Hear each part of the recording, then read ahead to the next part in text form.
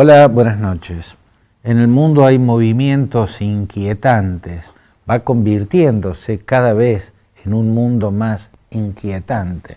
En un mismo puñado de días hubo ejercicios militares conjuntos entre tropas de Armenia y tropas de los Estados Unidos y se hicieron en territorio armenio, o sea, en Transcaucasia, o sea, territorio que fue parte de la Unión Soviética, territorio que para Rusia constituye su patio trasero.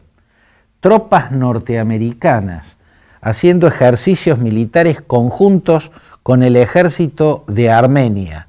En Armenia, o sea, en Transcaucasia, el Cáucaso Sur, o sea, en lo que para Moscú es su patio trasero, es un cachetazo propinado por Armenia. Pero Armenia y Rusia tienen una muy antigua amistad. Cuando empezaron en los tiempos decimonónicos las masacres hamidianas, ¿no?, como se llamaba a los pogromos ordenados, impulsados o por lo menos dejando que ocurra el sultán Abdul Hamid II contra la población cristiana, contra los pueblos cristianos de Anatolia, los armenios empezaron a buscar refugio y protección en Rusia.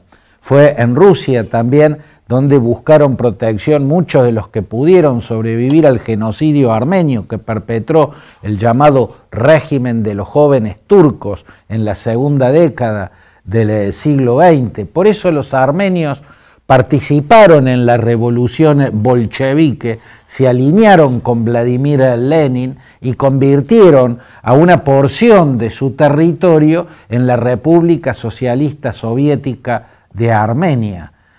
Desde entonces hay una antigua amistad entre los rusos y los armenios. Los rusos han sido siempre como protectores de los armenios. Bueno, no exactamente siempre. Hubo limpiezas étnicas que le quitaron o vaciaron de armenios territorios como Najicheván, por ejemplo, o hubo acontecimientos como la decisión de Joseph Stalin de dejar el enclave de Nagorno-Karabaj dentro de la República de Azerbaiyán, ¿no? Ese territorio, Nagorno-Karabaj, había estado poblado por armenios desde tiempos remotos. En esas tierras hubo armenios desde que era parte del imperio aqueménida, ¿no? Luego fue parte del antiguo reino de Armenia, aquel que existió entre los últimos siglos anteriores a la era cristiana, desde el siglo III a.C. al primer siglo de la era cristiana. Nagorno-Karabaj era parte del reino antiguo de Armenia. Luego fue en la Unión Soviética la autonomía dentro de la República de Azerbaiyán, y cuando viene la disolución de la Unión Soviética, los armenios de Nagorno-Karabaj quisieron separarse de Azerbaiyán, un pueblo musulmán, una nación musulmana, para pasar a ser parte de Armenia. Aquella primera guerra sobre finales del 80 y la década de los 90 la ganaron los armenios y lograron que de hecho Nagorno-Karabaj sea una suerte de Estado independiente, no reconocido por muchos países, por casi todos los países, reconocido solo por Armenia, pero en los hechos fue una suerte de país independiente. Bueno, eso se dio vuelta con la guerra de hace 3 años, la guerra del 2020, en la cual Vladimir Putin miró para otro lado, cuando las tropas de Azerbaiyán, armados hasta los dientes por la Turquía de Recep Tayyip Erdogan, se lanzaron en una ofensiva contra Nagorno-Karabaj y recuperaron gran parte de territorio. Y recuperaron gran parte de territorio porque Vladimir Putin, que debió imponer un alto el fuego inmediato, dejó que el tiempo pasara.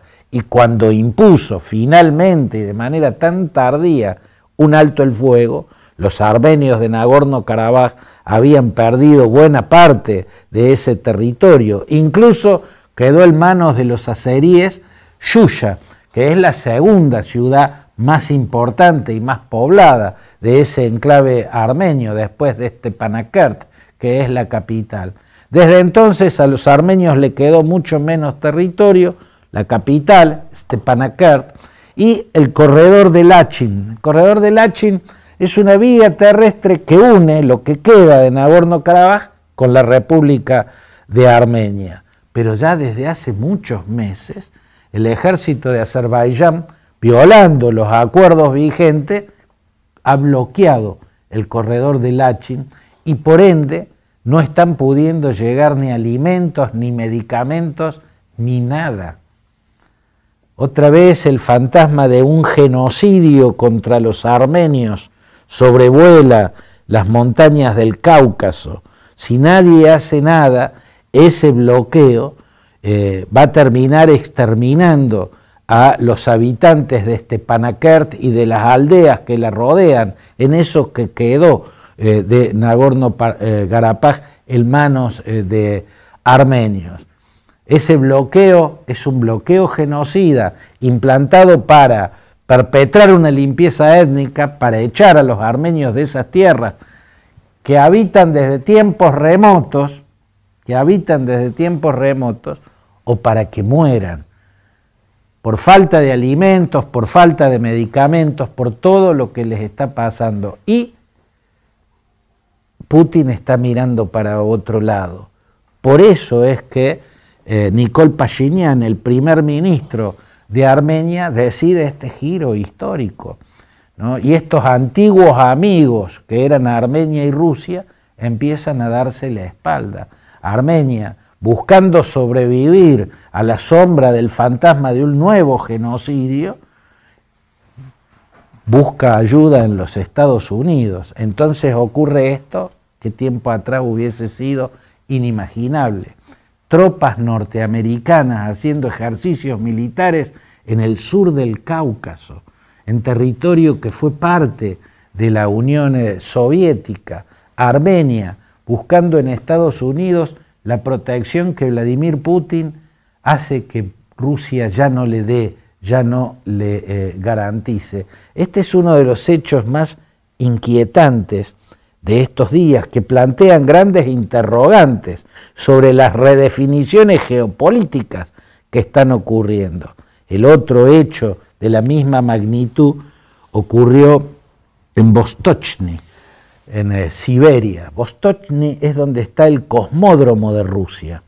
Históricamente el cosmódromo de la Unión Soviética era Baikonur, ¿no? Baikonur está en Kazajstán, por eso cuando se disolvió la Unión Soviética, finalmente el cosmódromo de Baikonur terminó bajo la soberanía de los kazajos. Entonces Putin hizo construir un nuevo cosmódromo, el de Vostochny, ahí en Siberia.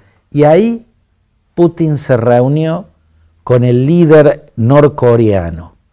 Putin necesita desesperadamente armas, más que armas, municiones, porque se les están agotando las municiones en Ucrania. También al ejército ucraniano se le están agotando las municiones. Ambos desesperadamente están buscando quien los provea masivamente de municiones. El que lo logre primero va a tomar ventaja en el campo de batalla. Por eso Putin se reunió con Kim Jong-un ahí, en Siberia, para pedirle municiones que Corea del Norte le puede proveer. La cuestión es, ¿qué más le va a pedir a cambio? ¿Qué más? Porque seguramente pedirá, como siempre, alimentos. Corea del Norte tiene un gravísimo problema de alimentos. Su economía solo sirve para mantener un formidable poderío militar, pero en materia social es un desastre absoluto. Y el hecho que la cumbre haya sido en Vostochny, ahí en Siberia, en el cosmódromo, hace sospechar, o justifica sospechar, que a cambio le va a pedir tecnología misilística. Y esto hace temblar a japoneses y a surcoreanos en primer orden, a las potencias de Occidente también después. Se va conformando un eje, Moscú-Pyongyang, se va redibujando el escenario geopolítico internacional.